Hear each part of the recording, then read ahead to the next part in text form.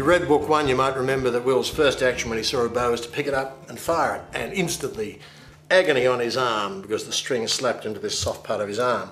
That's why we wear these. It's called an arm guard.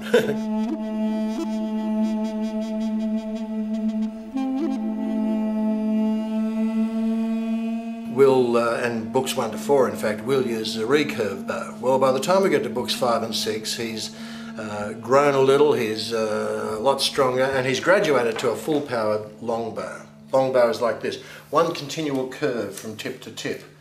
Something else that we use is, this is a shooter's tab. It's an old-fashioned version of one.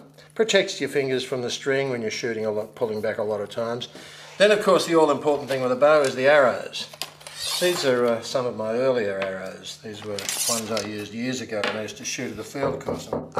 This is something that happens to me from time to time here. I hear a knock on the door, I go to the door, and what's happened is a courier has arrived and left a parcel from my publishers in America. Often the courier's gone, he just leaves it there. I think he knows I've got a bow and arrow in here. And it feels like book 6 to me. Let's have a look. And look at this. The fairies have been, and all my bow and arrow have been cleared away. It's wonderful the way that happens here. I can get rid of this arm guard now.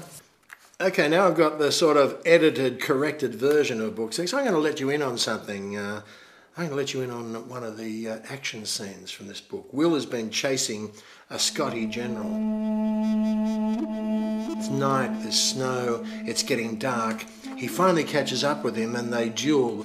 In the fight, Will has lost the sax knife and he's desperately holding on to the Scottish general's knife hand. They fall and they're on the ground. The Scottish general is bigger and heavier than Will. He has the knife in one hand, he's on top of Will, he's got his other arm and he's bearing down on Will. And in spite of all Will's doing with both hands trying to stop that knife coming down, it's coming closer and closer to his throat. The sweat of fear and panic and exertion was running into Will's eyes as he watched the gleaming tip of the dirk inch closer and closer. Behind it, vaguely, he could see McHaddish's face, his features obscured by the blue paint that covered half of it. There was a light of triumph in his eyes, and he saw McHaddish's lip draw back in a fierce smile as the Scotty realised that any second now, it'd be all over.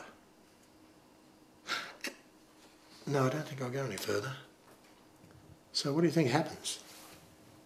Is this where Will dies? Is this the reason why book 7 goes back in time to before book 5?